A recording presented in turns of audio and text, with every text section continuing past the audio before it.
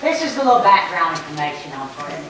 He is the Vandy Distinguished Professor of Preaching and New Testament Emeritus in the Candler School of Theology at Emory. And he is an ordained minister of the Christian Church Disciples of Christ from rural Tennessee. And he's director of the Craddock Center, a nonprofit service group which operates in rural Appalachia, which is Cherry Log, Georgia. He's written a bunch of books, as you can see. Those are all the books that, of course, I have and that they encouraged me to read. Here you can flip the next slide. And these are the things that I wanted to point out, because sometimes I guess if you don't talk about somebody who does something different, people can get confused. But there are three major features of Craddock's new homiletic that distinguishes it from traditional homiletics. First, instead of using a traditional deductive approach in which 3 points are named and illustrated, in his sermons, Craddock advocates an inductive style. Critiquing traditional homiletics, called an old homiletic, Craddock turned toward induction, in which the preacher recreates for the listener the inductive process of study used to create the sermon itself. The second unique feature of Craddock's homiletic is that the sermon should seek to create an experience rather than attempting to gain the listener's assent through sermons utilizing deductive linear logic. As a result of Craddock's inductive model, the role of the listeners fundamentally changes. No longer are listeners passive recipients of a conclusion already reached by the authoritative preacher, to which they must acquiesce. Rather, in Craddock's scheme, the listeners are active participants in the sermon by virtue of the sermon form itself, which enables the hearer to finish the sermon that is intentionally left open-ended. A key assumption of this model, as Craddock notes, is that listeners share a common, universal experience.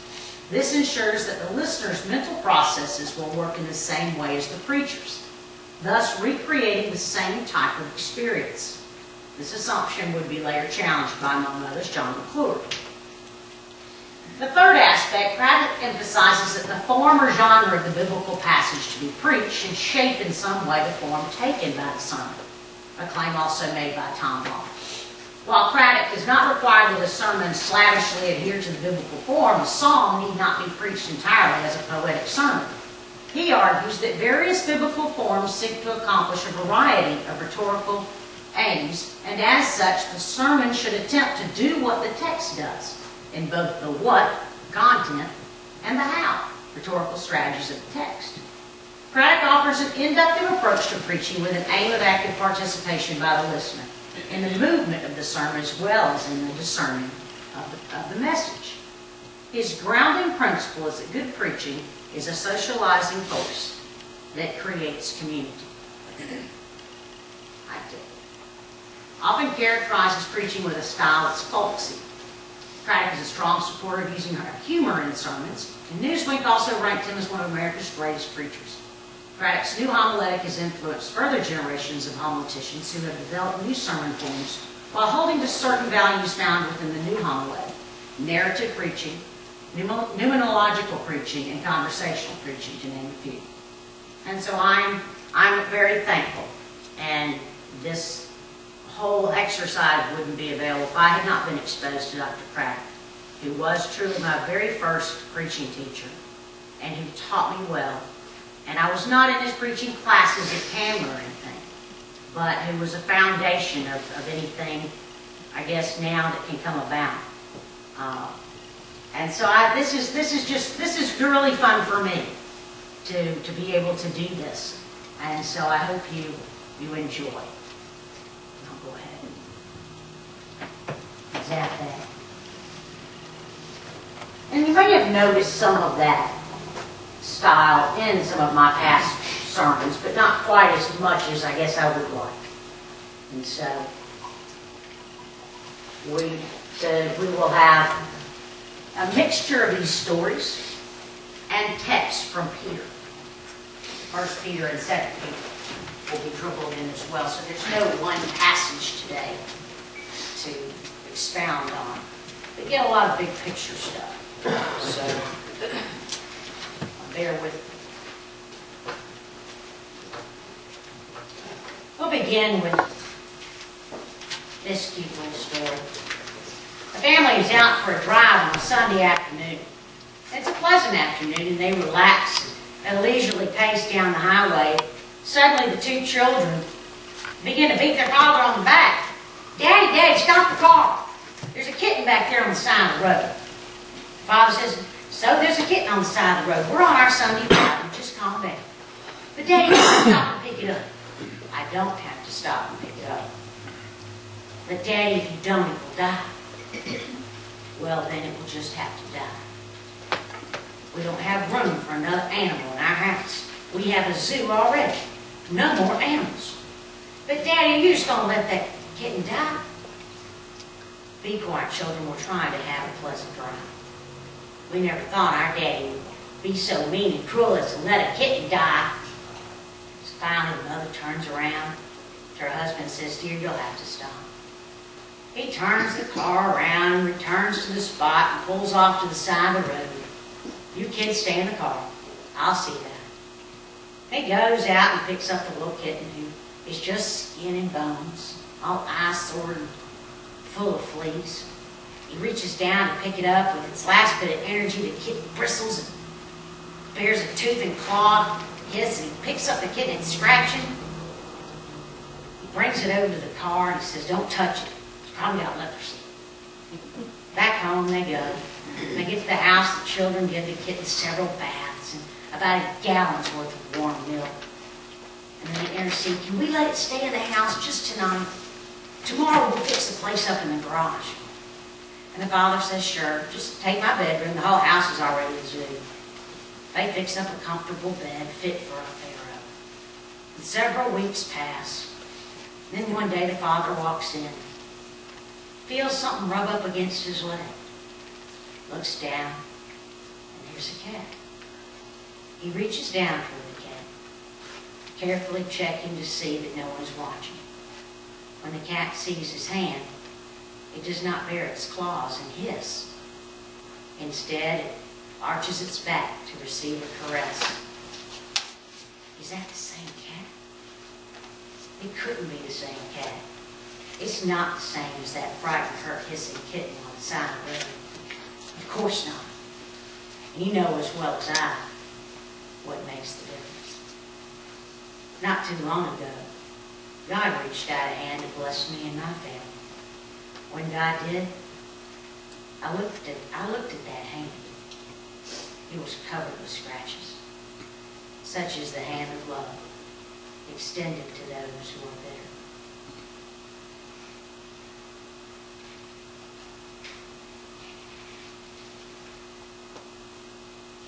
First little church I served was in the eastern Tennessee hills, not too far from Oak Ridge. And when Oak Ridge began to boom with the atomic energy, that little bitty town became a booming city just overnight. Every hill and every valley and every shady grove had recreational vehicles and trucks and things like that. People came in from everywhere and pitched tents, lived in wagons, lived anywhere and everywhere. Hard hats from everywhere, with their families and children paddling around in the mud at the trailer parks. They lived in anything and everything just to have some temporary work. And our church was not too far away. We had a beautiful little church. White frame building, 112 years old. The church had an organ in the corner, which one of the young fellows had to pump while Miss Lois played. And boy, she could play the songs as slow as anything. Little organ was a little slow. The church had beautifully decorated chimneys, kerosene lamps all around the walls, and every pew in this little church was hand-hewn from giant poplar trees. After church one Sunday morning, I asked the leaders to stay, and I said to them, "Now we need to launch a calling campaign and an invitational campaign to all those trailer parks to invite those people to church." "Oh, I don't know. I don't think they'd fit in here," one of them said. "They're just here temporarily, just construction people. They'll be leaving pretty soon." "Well, we ought to invite them, make them feel at home," I said. We argued about it. Time ran out, and we said we'd vote next Sunday. Next Sunday, we all sat down after the service. "I move," said one of them, "I move that in order to be a member of this church, you must own property in the country, in the county. Someone else said, I second that. And then it passed. I voted against it, but they reminded me that I was just a kid preacher and I didn't have a vote. It passed. When we moved back to these parts, I took my wife Nettie to see that little church because I had told her that painful, painful story. And the roads had changed. The interstate goes through that part of the country. And so I had a hard time finding it. But I finally did. I found the state road and the county road and the little gravel road. Then there, back among the pines, was that building shining white. But it was different. The parking lot was full. Motorcycles and trucks and cars were packed in there. And out front, a great big sign. Barbecue! All you can eat! It's a restaurant. So we went inside. The pews were up against the walls. They had electric lights down, the organ pushed over in the corner. There are all these aluminum and plastic tables and people sitting there eating barbecue pork and chicken and ribs. All kinds of people. Parthians, Medes, Edomites, and dwellers of Mesopotamia. All kinds of people. Then I said to Ned, it's a good thing this is not still a church. Otherwise, these people couldn't be in here.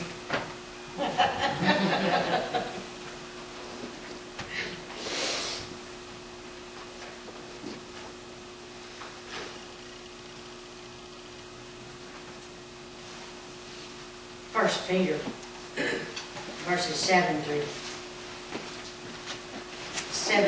9.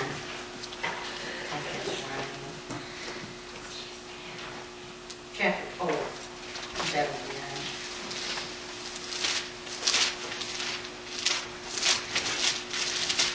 It tells us, now the end of all things is near. Therefore be clear-headed and disciplined for prayer. Above all, keep your love for one another at full strength, since love covers a multitude of sins. Be hospitable to one another without complaining.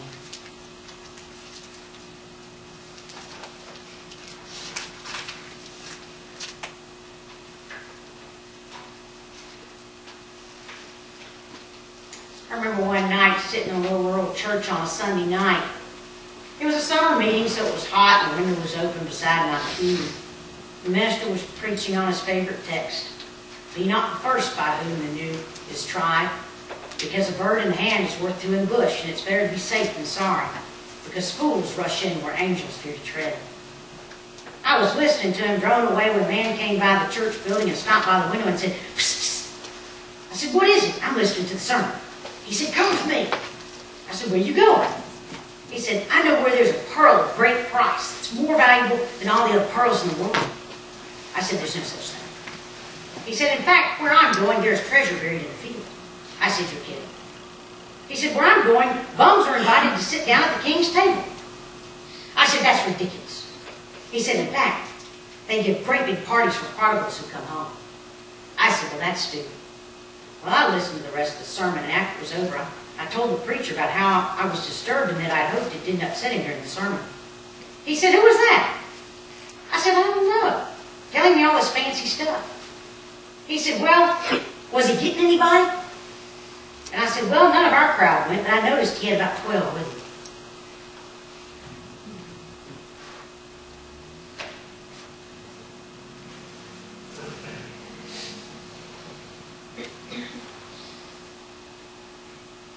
There's this little community in southwest Oklahoma near Washita Creek where the Native American Black Kettle and most of the women and children of his little tribe were massacred by General Custer.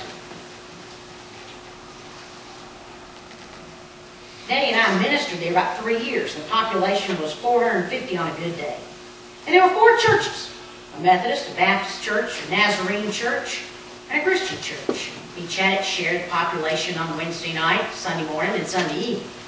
Each had a small collection of young people, and the attendance rose and fell according to the weather and whether it was time to harvest the wheat and all of that. I guess kind of like hunting season. But the most consistent attendance in town was at the little cafe where all the pickup trucks were parked and all the men were inside discussing the weather and the cattle.